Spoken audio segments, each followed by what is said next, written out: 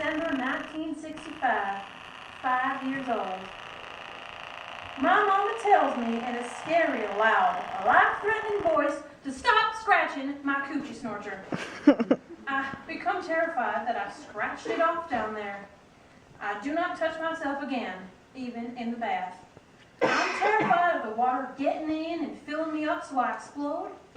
I put Band-Aids over my coochie to cover the hole, but they fall off in the water.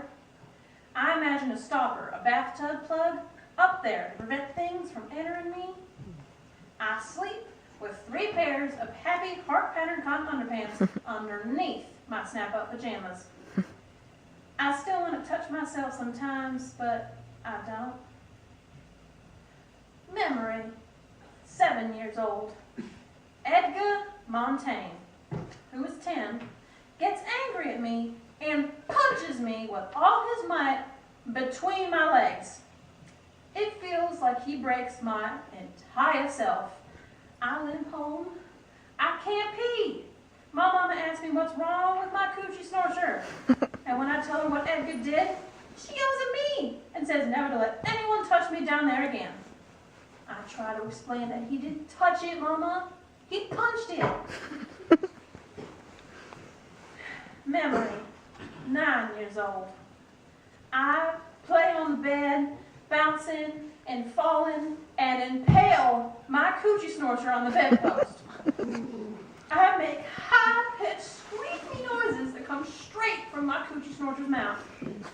I get taken to the hospital, and they sew me up down there from when it's been torn apart. Memory, 10 years old. I'm at my father's house, and he's having a party upstairs. Everyone's drinking. I'm playing alone in the basement, and I'm trying on my new cotton white bra and panties that my father's girlfriend gave me. Suddenly, my father's best friend, this big man, Alfred, comes up from behind and pulls my new underpants down and sticks his big, hard penis into my Coochie Snoorcher. I scream, I kick, I try to fight him off, but he already gets in. My father's there then, and he has a gun, and there's a loud, horrible noise, and there's blood all over Alfred and me, lots of blood. I'm sure my Coochie Snoorcher is finally falling out. Alfred is paralyzed for life, and my mama doesn't let me see my father for 7 years. Memory, 13 years old. My Coochie Snoorcher is a very bad place. A place of pain, nastiness, punching, invasion, and blood. It's a site for mishaps.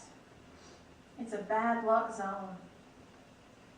I imagine a freeway between my legs, and I'm traveling far away from here. Memory, 16 years old.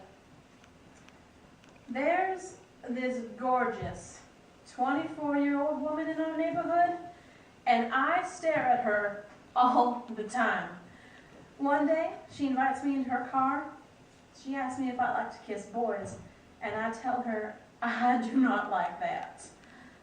Then she says she wants to show me something, and she leans over and kisses me so softly on the lips with her lips and puts her tongue in my mouth.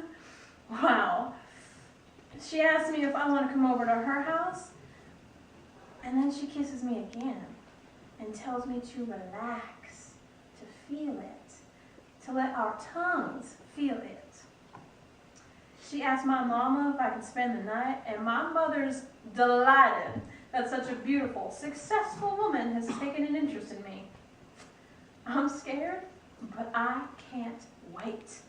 Her apartment's fantastic. She's got it hooked up. It's the 70s. The beads, the fluffy pillows, the mood lights. I decide right there that I want to be a secretary just like her when I grow up. She makes a vodka for herself, and then she asks what I want to drink. I say the same as she's drinking, and she says she doesn't think my mama would like me drinking vodka. I say she probably wouldn't like me kissing girls either. And the pretty lady makes me a drink. Then she changes into this chocolate satin teddy. She's so beautiful. I always thought bulldaggers were ugly. I say, you look great. And she says, so do you. I say, but I only have this white cotton bra and underpants. Then she dresses me slowly in another satin teddy. It's lavender like the first soft days of springtime. The alcohol has gone to my head and I'm loose and ready. There's a picture over her bed of a naked black woman with a huge afro.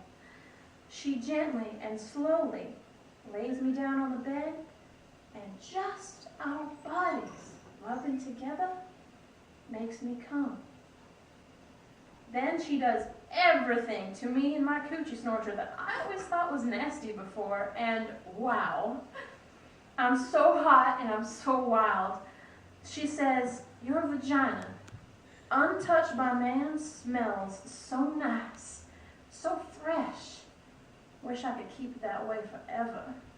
I get crazy wild. And then the phone rings, and it's my mama. I'm sure she knows. She catches me at everything.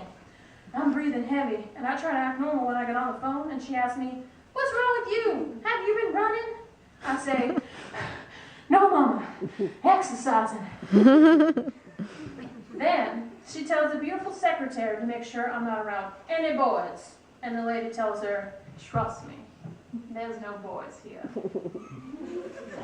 Afterwards, the gorgeous lady teaches me everything about my Coochie Snoorcher. She makes me play with myself in front of her, and she teaches me all the different ways to give myself pleasure. She's very thorough. She tells me to always know how to give myself pleasure so I'll never have to rely on a man again. In the morning, I am worried that I'm a butch because I am so in love with her. She laughs, but I never see her again. I realized later she was my surprising, unexpected, and politically incorrect savior. She transformed my sorry-ass Coochie Snoorcher and raised it into a kind of heaven.